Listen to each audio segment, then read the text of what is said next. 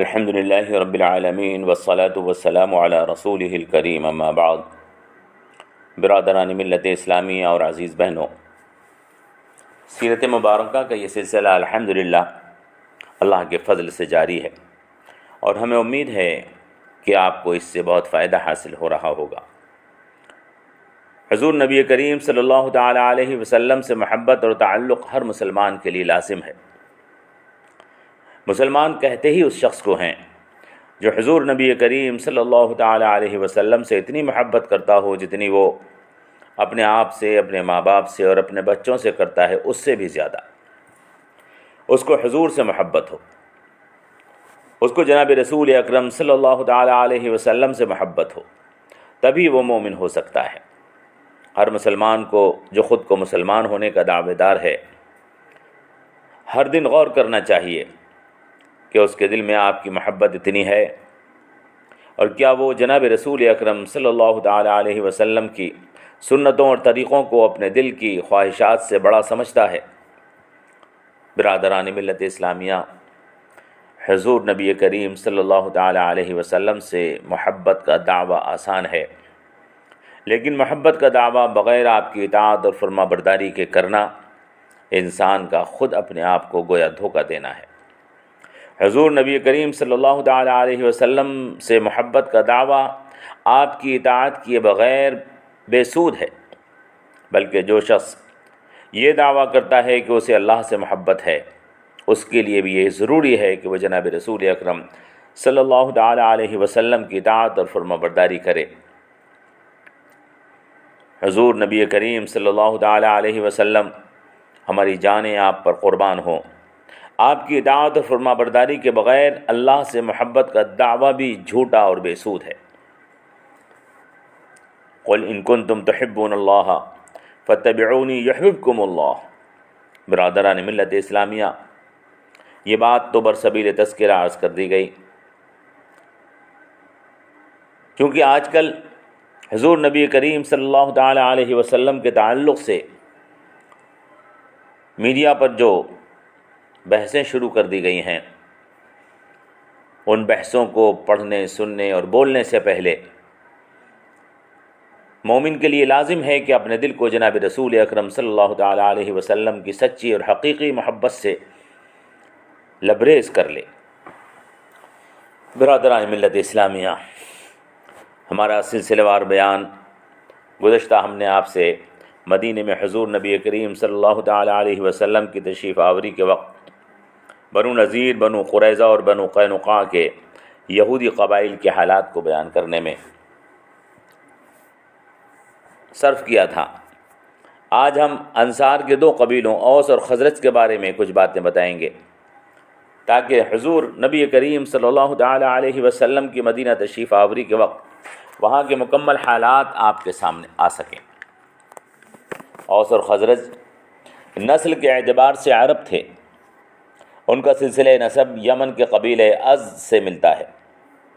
یمن میں کئی مرتبہ ایسے حالات پیدا ہوئے ہیں جن کی وجہ سے وہاں کے لوگ اپنا ملک چھوڑ کر ہجرت کر گئے ہیں۔ یمن پر حبشے کے بادشاہوں کے حملے، سد معارب کا ٹوٹ جانا، آپسی خانہ جنگیاں وغیرہ بہت سے اسباب تھے۔ انہی میں سے کسی سبب سے اوس اور خزرج کے بزرگ وہاں سے ہجرت کر کے اس جگہ آ گئے تھے جس کو یثرب کہا جاتا تھا۔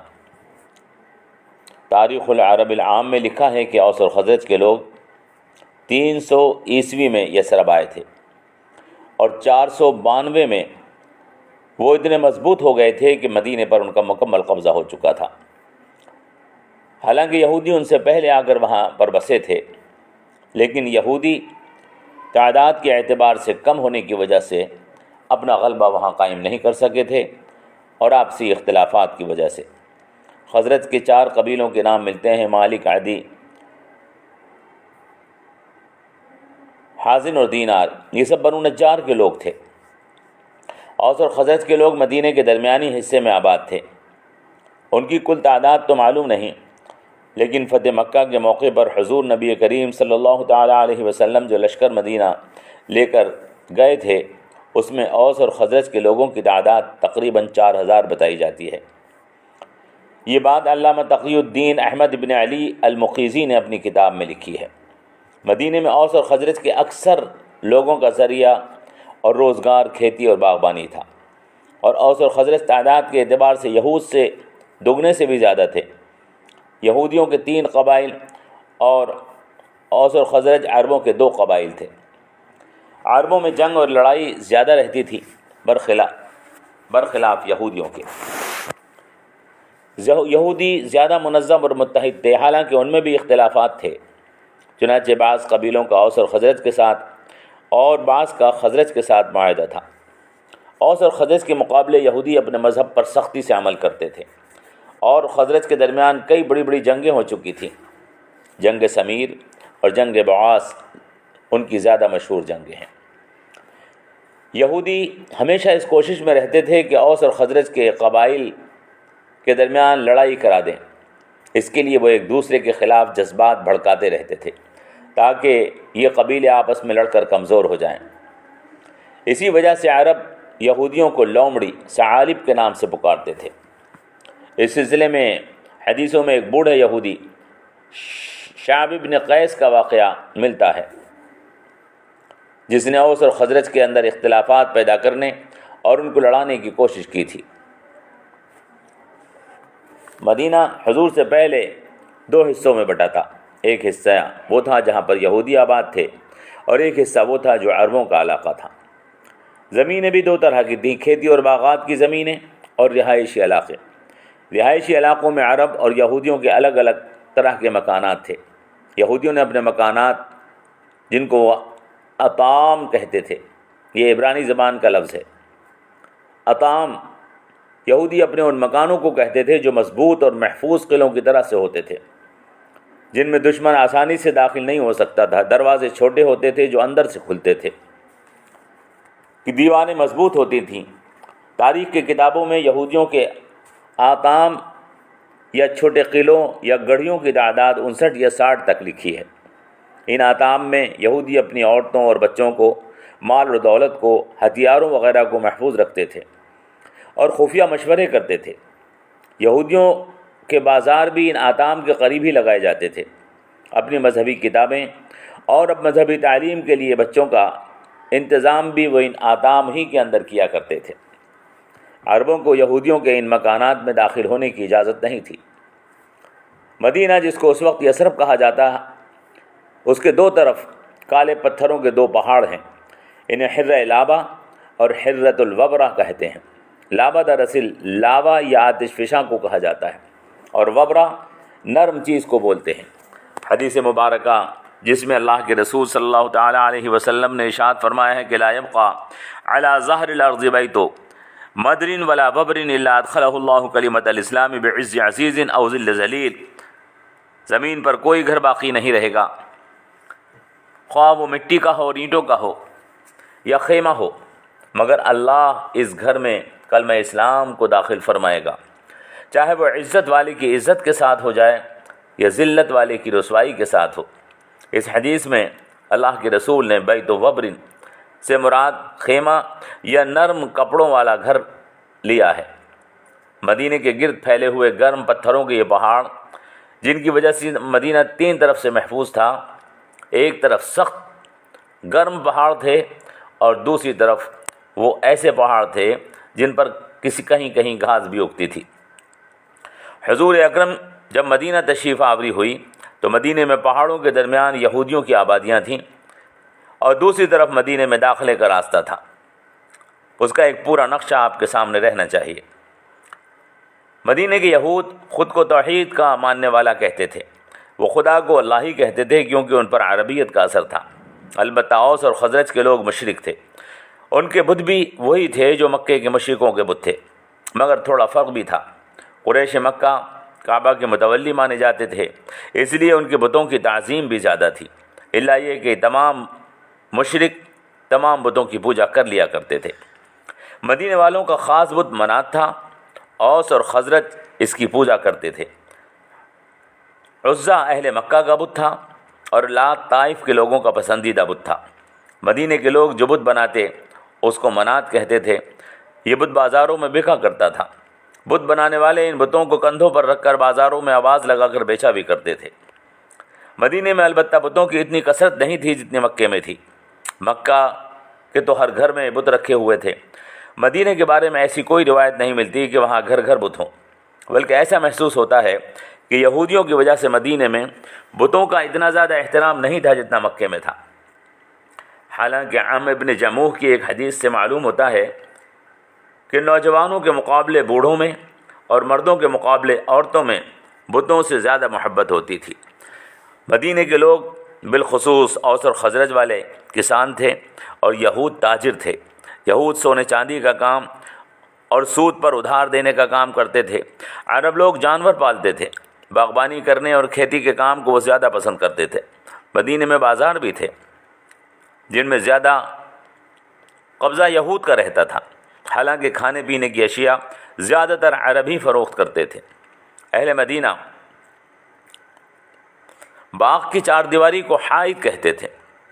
باغ میں کنواں ہوتا تھا، اس لیے کئی مرتبہ کنویں کے چاروں طرف کے حصے کو بھی حائط کہہ دیتے تھے۔ کنویں سے پانی نکالنے کے لیے چوڑی نالیاں بنائی جاتی تھیں جس سے پانی ایک باغ سے دوسرے باغ کو بھیجا جاتا تھا۔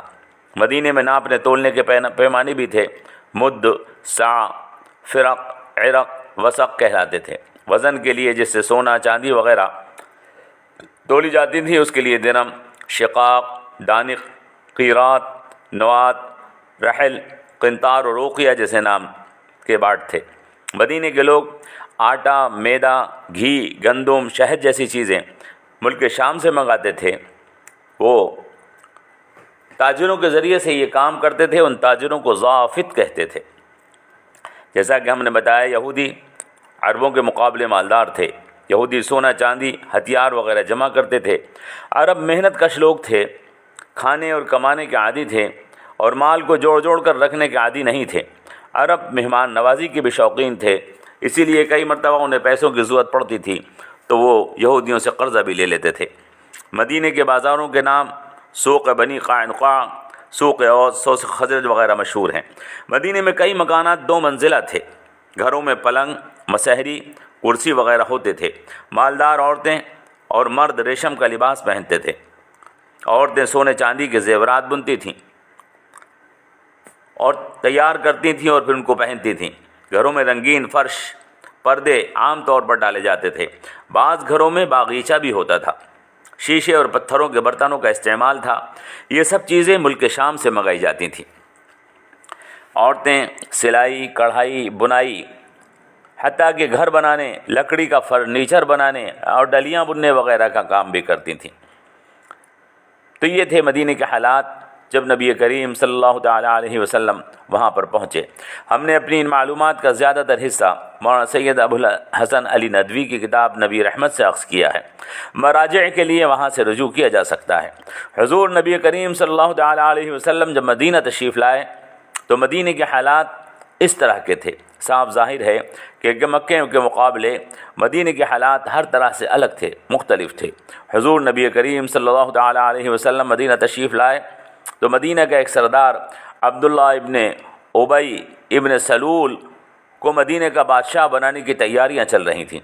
حضور کے تشریف لانے سے اس کا خواب پورا نہ ہو سکا، اس کی وجہ سے وہ تمام عمر حضور کا مخالف رہا۔ حضور نبی کریم صلی اللہ تعالیٰ علیہ وسلم نے مدینہ تشریف لاتے ہی حالات کو اپنے قابو میں لے لیا اور مدینہ کو اسلامی ریاست کے رنگ میں رنگنا شروع کر دیا۔ یہاں تک ہم نے آپ کو مدینہ کے حالات بیان کیے۔ اس کے بعد انشاءاللہ ہم آگے کے حالات آپ کی خدمت میں اگلے درسوں میں پیش کریں گے۔ اللہ سے دعا کیجیے اللہ تبارک و تعالی ہمیں حضور نبی کریم صلی اللہ تعالیٰ علیہ وسلم کی سیرت مبارکہ کو اس طرح سے سمجھنے کی توفیق عطا فرمائے کہ ہم گویا کہ اس ماحول میں اپنے آپ کو رنگ کر مدینہ کا ایک فرد محسوس کریں۔ وما علینا الا البلاغ۔ والسلام علیکم ورحمۃ اللہ وبرکاتہ۔